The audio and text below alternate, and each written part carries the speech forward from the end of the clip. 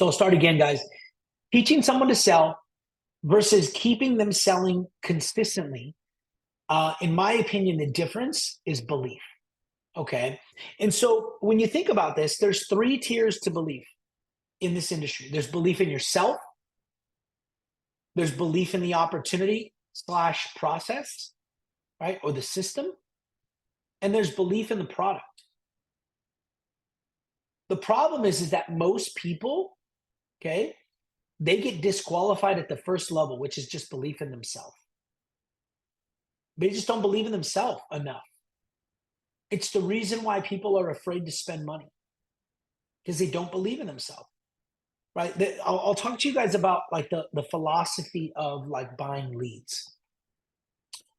I have a card, actually I have multiple cards that I use for buying leads, but right now I'm only using two. One is for my room leads, and the other is for, it's actually not even being used yet, but it's for a lead campaign we're going to put together for recruiting agents.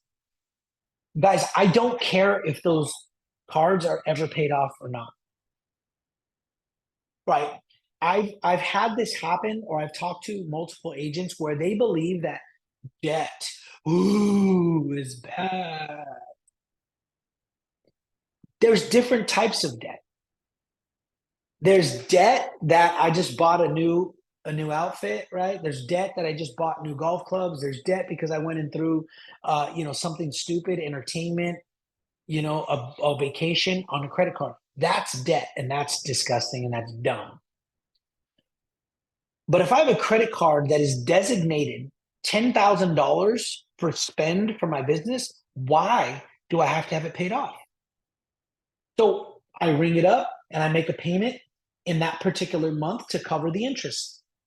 And then they start ringing it again. And then I just keep it going. I'm constantly making a payment on that thing. I could care less if the balance is at zero. But some people think that balance, if that balance is not at zero, then they're in debt. And that's not true, guys, because it's cost of doing business, right? If you know anybody who owns a business of any, like at any measure, right? Typically, they've got some type of revolving credit line or credit card of some sort that is designated for just that, whether it's purchasing of goods, right? Purchasing of services, right? Paying for consultants. And it's just a revolving purchase, pay down, purchase, pay down, purchase, pay down, right? And I'm sharing this because I believe that so many people struggle with buying leads because they don't understand that, first of all, if you believe in yourself, no problem. No problem. I'll put 6, 7, 8 grand on a credit card because I believe in myself. I believe in this opportunity, and I believe in the products. So I know, hey, I'll put that down, and even if I have a slow month, I'll pay the minimum payment this month, and then we'll keep going and we'll make it happen because I have that internal burning drive and that belief, right? And this is not a pitch to make you guys buy leads. I'm just using it as an example. Okay. Now the next is this: is that do you have this? You don't have this belief in yourself, which never even allows you to fully believe in the opportunity. Guys, maybe you started this industry and you were like, I just want to make a couple extra $100. I want to make a couple $1,000. By the way, tomorrow night, I'm going to be interviewing Priscilla. And that's one of the questions that we're going to talk about. True story, when I first spoke to her, she's got a full-time job, right? Which is pretty decent pay. And I first spoke to her about what her goals were. And she was like, man, if I can make $1,000 a month like this, that would be amazing. Then she put up 50 grand in 4 months, right? And then like now she's sending me messages like, okay, this is how much I need to buy a new house. How quickly can I get there? Right? Because it was the belief. It was the belief. Once she had the belief in herself, I take that back. I think Priscilla always had that belief in herself, which is why she also had a belief in me, which is why she just put 10 grand, 10 racks on a credit card, no problem, right? She had belief in me and she had a belief in herself. But now she has a belief in the opportunity in the industry and she has a belief in this product. Watch what happens. right? Watch what happens in her career, right? But I think so many people, they create thousands of reasons why they can't do something before they ever even try. And that shows itself in every single aspect of someone's life, right? Um, Physical fitness. I only say this because, I've I've been like this guy back and forth for a long time. Like I'll do really good for months, for spurts, and then I'll drop. And then I go back and I drop, right? And but it's all about belief. It really is. Like once you educate yourself on anatomy, once you understand how nutrition works, guys, you guys want to know how to be fit? Control what goes in your mouth. That's it. It's that simple. It's that I have my best friend. He's what is he? I'm 43. He's probably 50, 52, somewhere around the 51, 52. Um, he's gone from 210 to 185, just working out in his garage using body weight. But he started juicing. Two things he did. He started juicing and he cut out sugar. That was it. He just stopped. He goes, dude, I read labels now. If there's sugar, I don't touch it. That's all it is. Just shredding weight. So if you guys follow me on social media, after much deliberation and education, I started juicing today, right? And I actually loved it. I don't know if you guys ever done that before, but juicing is pretty dang good. The amount of vegetables and fruits and vitamins you'll get in 1 week just by doing one juice a day is bananas.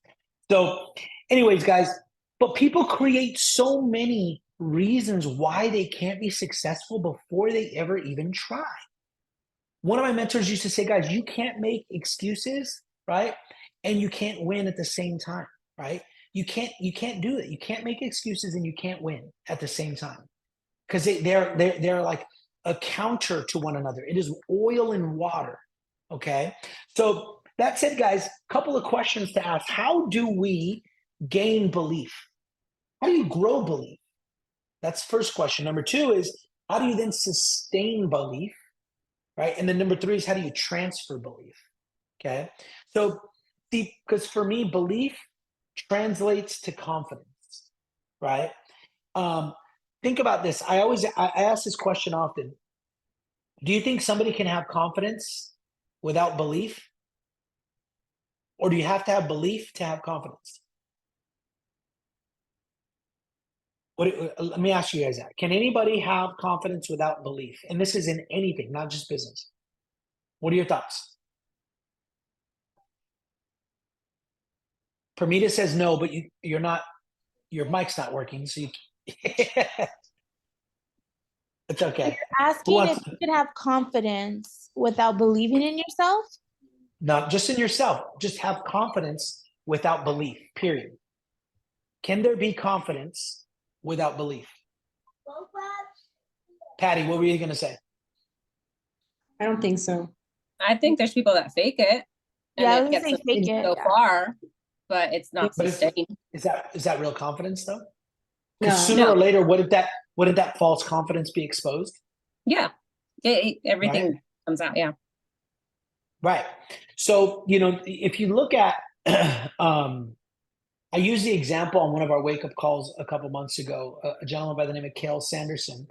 He was a NCAA All-American wrestler at Iowa State, probably the greatest collegiate wrestler of all time. He went undefeated for 4 years straight. It was his belief and excuse me, his confidence. His confidence, he would walk onto the mat and he would already have beaten and defeated people before they ever even started because his confidence level. But that confidence level just came from a deep rooted belief that he was better. He just knew it, right? Think about like the greats, Kobe Bryant, Michael Jordan, right? The people in this industry. Guys, when I get on the phone with somebody, I just believe that I have the best product for them. I believe it. And I don't hesitate to tell someone like you are going to be in a world of hurt. Like it's not going to end well for you. And I say that because it's my job to say that. I have a responsibility to tell you these things. So I'm so confident, but that confidence comes from a belief, right? And so I love that because here's how we know it. Have you guys ever seen any of these these studies where they used a placebo. You guys know what a placebo is? Right? So when they put like, somebody has cancer, there's like a group of 3 people or 4 people that have cancer. 2 of them they actually give medication to that's life-saving, and 2 of them they give a placebo, which is a fake medication, but it's like a water pill or something, right? When somebody believes that they're getting something, you believe you're gonna win, you win. When you believe you're gonna lose, you lose, right? When you believe anything in life, right, it happens. And so I thought that was pretty interesting because the placebo effect always shows us that. The placebo effect always shows us that whatever someone believes happens. So the question tonight is, do you believe? Do you believe in yourself enough to believe? Like, I'll put it this way, like, I know Luis has a really good job, like a day job, right? Do you believe that you could be good enough and that this industry is good enough and that this opportunity is good enough to walk away from that job, right? Maybe it's not even a goal of his to walk away from his job. But maybe it's not been a goal because he just didn't believe it could be, right? I know Priscilla's at the wrestling match, and I'm only just picking on her because it's a brand new testimony. But I don't think when she got into this industry, she thought that her goal was to quit her job. I think what she thought was her goal was to just have a little bit more breathing room, right? See, she said, not a chance. And maybe she's not there yet, but I would suspect that it's really probably come up in her mind now. Like, dude, I could literally quit and just change my life and have a completely different lifestyle. And it wasn't even on my radar. But what happened was her belief built. Once the belief built, then boom, everything else becomes unlocked. Okay. So, but here's the other thing too, is when we talk about belief, I don't know if it's you guys, but I've been in the industry a long time. I've been in sales a long time. If I was to go to an event and I sit down in the seats and the speaker's like, this morning we're going to talk about belief. A lot of times people are like, oh, you know how many belief or mindset or motivation talks I've sat through? Come on, this is like puppy dogs and ice cream. They think that it's just like this really cute thing that you talk about, but I've heard all the variations of the story. Guys, let me tell you, belief is gritty. Belief is dirty, right? It really is. It's ugly. It's not, it's like a muscle that you've got to work, right? You know, when you start really being successful, your belief level goes up. You know, one of the things that I learned in the network marketing industry a long time ago, and this is why I'm such a psychopath when you're brand new about making you guys money, okay? And I think maybe Patty's probably heard this before, but they used to tell us, you get a new person and you make them a check as fast as humanly possible, okay? Why? Because when somebody's brand new and they make a check, it doesn't matter if it's a $10 check or a $10,000 check. The first thing that happens is their belief goes up because they're like, wow, this works. I made some money. So when your belief goes up, you typically do what? You do more. So when you make a check, your belief goes up. And when your belief goes up, you start doing more. Your action goes up. But what happens when your action goes up, right? Then you start doing more, right? You start producing more. And when you start producing more, what happens? You start making more. And you start making more, you start doing more because your belief keeps going up. So it's like this spiral upwards that keeps happening, all because you got somebody paid quickly, right? And what's crazy though is in this industry, you not only have to get somebody paid quickly, but to a degree, you also have to manage their money with them. Like, hey, you just made a $6,000 check. Yes. What'd you do with it? Oh, well, we spent it all. How are you going to buy leads? Oh, I know. What are you doing? Like, what's going on here? Like, the only thing you do with commissions in this industry is reinvest them a few times. Okay. I still do it, right? I always tell people, There's three things I do every time I get paid. Okay. I first pay God, right? I always give my tithe because I learned that a long time ago. Everything we have, all of the money comes from him. And he can turn that faucet and shut that bad boy as quick as he wants. Okay. So I always give to God first. Okay. Secondly, okay, I don't even give to myself yet. I give to my credit card. I go and I pay that thing down next. Because if the credit card's gone, business is gone. It is what it is. So I pay myself, I pay the credit card, and then right, and then I pay. I pay God, I pay the credit card, then I pay myself. I put my savings on whatever's left. That's what I live on, right? And I'm trying to do 50%. That's one of the things that we're doing now. Is 50% of what we make, I live on the 50%. Otherwise, it goes towards all of those things that I pay out. But guys, it's just that simple. You have to be able to understand that belief is everything. And I'm spending a lot of time here tonight, guys, because I feel like in my heart of hearts, there's a lot of people who are struggling with belief right now. Maybe it's belief in yourself. Maybe it's belief in the industry, right? Maybe it's belief in the products. I don't know. But I think there's people that are struggling with belief. And it's really important, guys. How do you build belief, right? I think the number one way you build belief is through association. That's why I'm such a hard ass about getting you guys on these meetings. You cannot and will not be successful by yourself. So that's number one. You have to be around like-minded people. But number two, you have to be introduced to production, to success by somebody that you trust.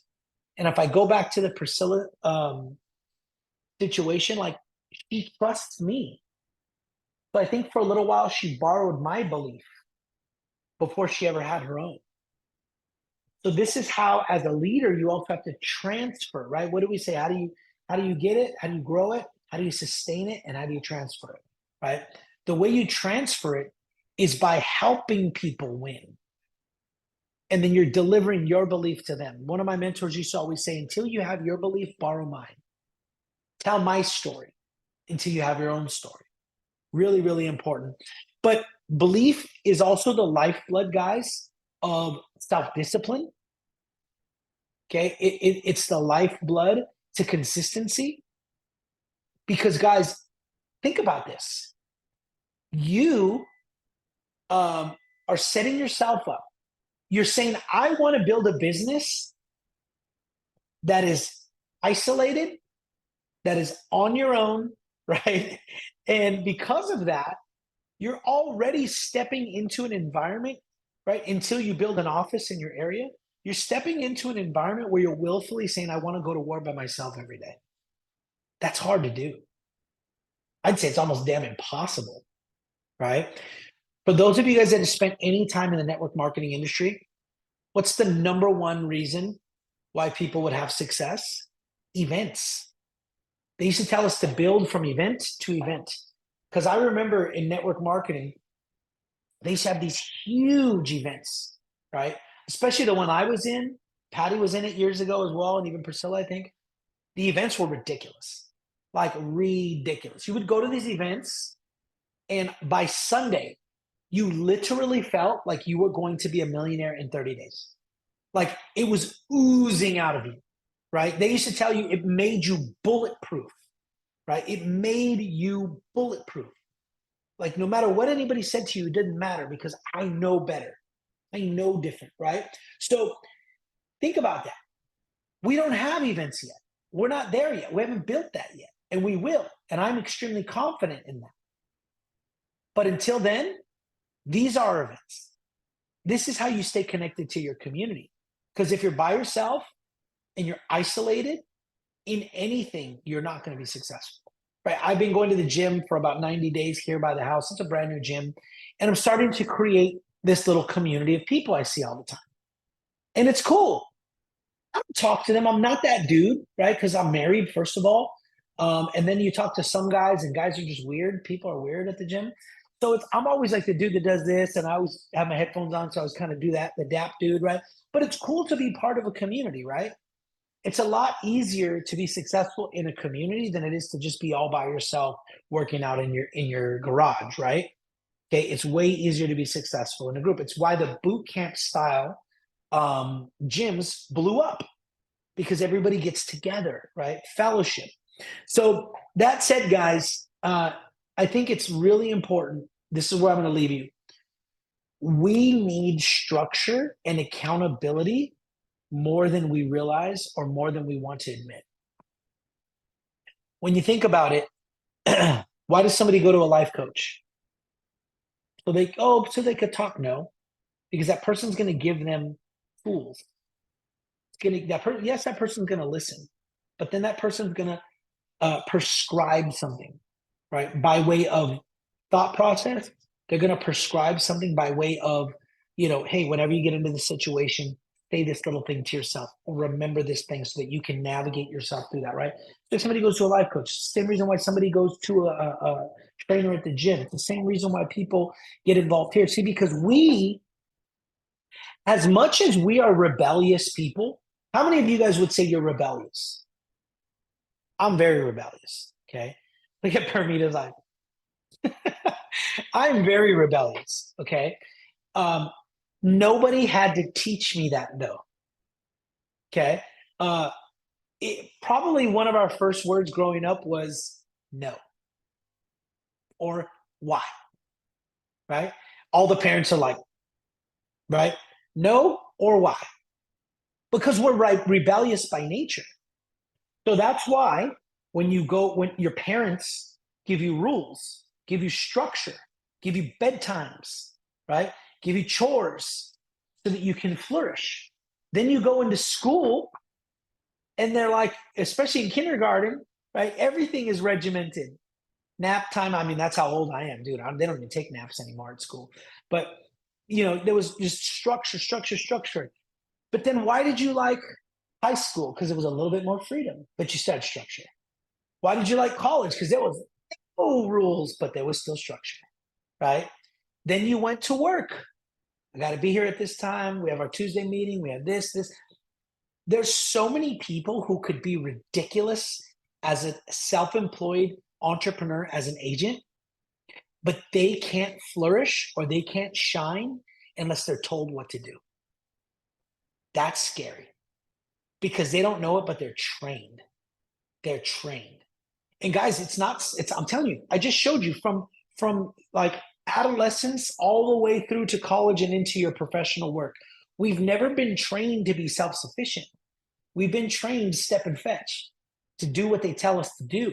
And then what happens is you become an entrepreneur, you become self-employed on the side, and you decide to get into the insurance industry, and you're isolated and you're all by yourself and you have all this freedom and you have zero production. Oh, I'm my own boss. Boss of what? You do nothing. You have no agents. You have no production. All you did was get a license and put it on the wall. Like that doesn't mean anything. That's not a real business. What I'm getting at, guys, is we all need accountability. I need accountability as a writer, right? I'll end with this. Y'all think that everything is always, hunky-dory, right? New levels, new problems, right? So I can only assume. But Maritza, I'm going to I won't share the details. I'll let her share them with you one day if she wants. But she's working on a deal, okay, with one client. Shit you not, she could retire as soon as it's done. I mean, I actually told her, when we close this deal, are you leaving me? Like, are you gone? I'm going to be honest, because like if I made that kind of money, I'd be like, all right, I'm golfing every damn day. Okay. I promise you, on the hour, she's on the entrepreneurial roller coaster, up and down, up and down. Like she wants it so bad. And it's like, oh my God, is this really going to happen? Is it going to go through? Like, right? Same thing with me. Okay. Right now, I have $1.3 million in apps submitted, right? In sales link, right? So I do that calculation. That's like 95 grand in commissions. Okay. One of the guys was supposed to DocuSign this morning, and I gave him the weekend and he didn't. And I texted him twice. He hasn't responded. So right away, there goes my bubble guts. I'm like, oh God, what the heck? So I start doing the math. 1.2 minus 448,000. Son of a, oh God, right? Here we go. Right. Then one of the other persons, he's solid, but he's getting $258,000 through a divorce. So when the divorce is final, he'll get a writ from the judge and then he can process. So we're just stuck. Hey, do you have an ETA? Nope. And he's like, and my wife, ex-wife, is being a real bee. Why? She won't give me the account number. She won't da da da da da da. So like right out of the gate, I'm like, oh, I got 1.2. No, I don't have 600,000. Right now, some people like 600,000 on a rollover. Hell yeah! But guys, this is my main source of income, right? And so all day long, I'm tripping. I'm like, oh my gosh, I'm not telling Steph, but I'm on that roller coaster. Like I'm stressed out all day long. But what did I do? I doubled down on production. I called a gentleman, Fred Wilson. Okay, he requested information through Vroom. I'll tell you right now. Fred Wilson's lead came in November. Okay. Pretty old lead for me. To be honest, I cherry pick. I just stay with the ones that just came in pretty much. Called this guy, caught him, and he said, hey, I think I'm really good. I'll tell you, he's a real nice guy. He's like, when I requested that information, this was going on, and I wasn't sure that my financial advisor was really doing everything right. But you know what? We've taken care of it. And so I think I'm good. I said, I can totally appreciate that, sir. And I said, but you know what? Let me just throw something at you. I present retirement options that are completely out of the scope of what your financial advisor could do because I leverage the insurance industry. He's not licensed to do insurance. I could actually show you how to guarantee against loss, throw in about a 200. There's like stupid. I don't know how to take this off. If anybody can help me take these stupid things off, drives me nuts. I can show you 220% bonus with no fees. Okay. And if you give me 15 minutes tonight, I'll bring you some clarity. He says, okay, fair enough. Call me at 5:30. 5:30, I get on the phone with him to do an FNA. He's got 1.5 million in an IRA. He's got 2 million in a trust. He's got a $250,000 whole life insurance account. And then he's got stacks of cash everywhere, right? He's got a pension, the whole nine. And he said to me, historically, I do better when I lock up my money and I can't get a hold of it. I was like, well, I got something for you. So I get off the phone. I was sitting in the parking lot at Levi's game, watching him warm up. The game started at 6. Okay. I was in the car at like 5:57, obviously Central Time. And he's talking and we're scheduled. I have a financial seminar with him on Thursday night, right? Because guys, it's my belief. It's the confidence. Look at things are wavering. What do you got to do, bro? Boom. Turn the hat around, lace up the boots, and let's get to work. Because that's what we do, right? And so I can't even tell you guys, like when I left the game tonight, I was walking back to the car with Steph and I go, dude, you have no idea how bad I needed that appointment tonight. She was like, really? I go, dude, I was struggling, like just mentally. So guys, even if you're brand new and you're just starting and you think, oh my God, this is so hard. Guys, you can be a $5 million a year producer and still be sitting in the car on a Monday night stressing, right? Because the pipeline isn't there, right? I also made a $4,500 payment today to my credit card so that it can keep on running. Because if the credit card and the leads dry up, there's no business. There's no business. So that's what I had for you guys tonight, guys. I just wanted to really spend some time talking about belief. I hope that this hit home.